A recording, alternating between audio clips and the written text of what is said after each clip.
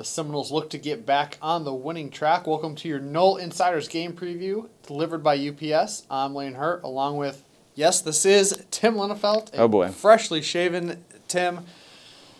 Noles had a tough one against Boston College. Yeah. Players not happy about that one. Coaches not happy about that one.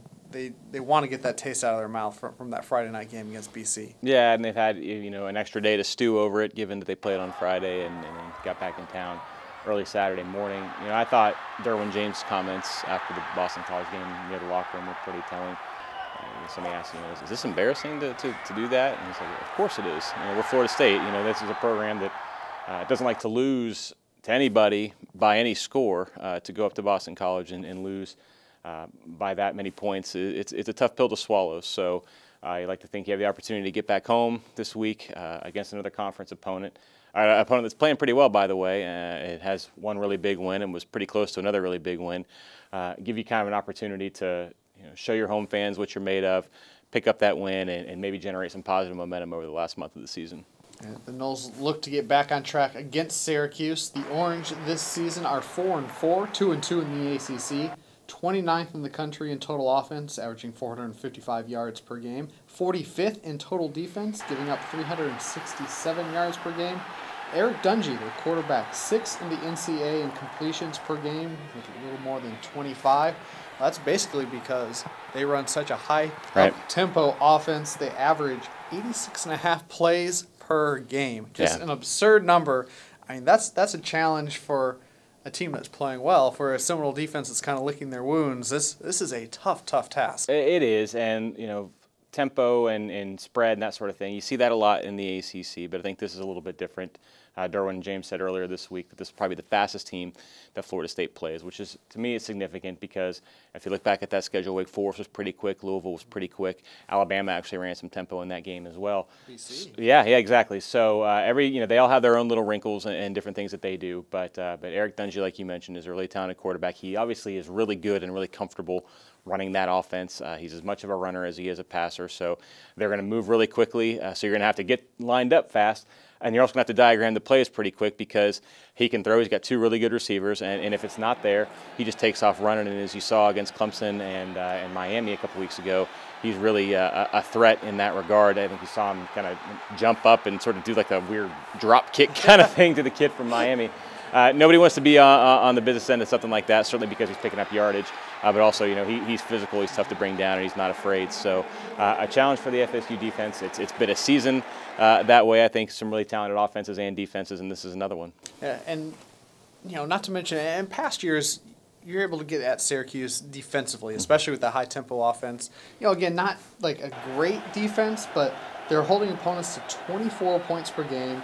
That's a 2-touchdown improvement from last year, which I think you can see why they're 500 this year, is because they've seen those improvements defensively. Yeah, I think they've already matched last year's win total. They won 4 games last year. They're already there. Look, the knock on those hurry-up offenses is that they make things difficult on your defense, and Syracuse really embodied that last year with an offense that can move the ball and score points, but they just couldn't stop anybody. Last year they had that game against Pittsburgh. It was like something stupid like 80-70 or something like that. It's great to score that many points, but it's not sustainable when your defense isn't playing well. But if Syracuse is going to run close to 90 plays a game and move the ball the way that they do and score the way that they do, while only giving up 24 points per game, they're going to have a chance in just about every game. If they have their reasonable expectations, if they meet those reasonable expectations on offense and hold opponents to 24 points per game or less, they're going to have a chance. And look, they're 4-4. You could argue that they should have beat Miami, or were certainly in position to beat Miami to beat 5-3 with wins over the top 2 teams in the ACC. So, no, this is a serious challenge for Florida State. I think I felt this way about every game so far this season. Florida State can expect to win if it does everything that it is capable of doing and has all those pieces clicking at the same time. But it's not just going to happen automatically. I mean, Syracuse is a tough team, and they're playing well, and also they're coming off a bye. Yeah, we talk about their defense improving. With that said, is the key still the Seminole offense trying to control the tempo, control the clock, helping the defense get a little bit of extra rest? Yeah, I really think so. It's all working in concert anymore right now. I mean, especially coming off a game like the one you had last week, I think you can point to the offense and defense to having room to improve. But kind of like we said against Lamar Jackson and Louisville, it's maybe not quite to the same degree, but if you want to keep that offense slowed and keep them out of rhythm, keep him on the sideline. That means a lot of Cam Akers. It means maybe a little bit more Amir Rasul, who I thought actually had a pretty nice game against Boston College. It means sort of the methodical drives, the sort of longer drives that take up some clock and end up in touchdowns that we've seen Florida State do this year at times.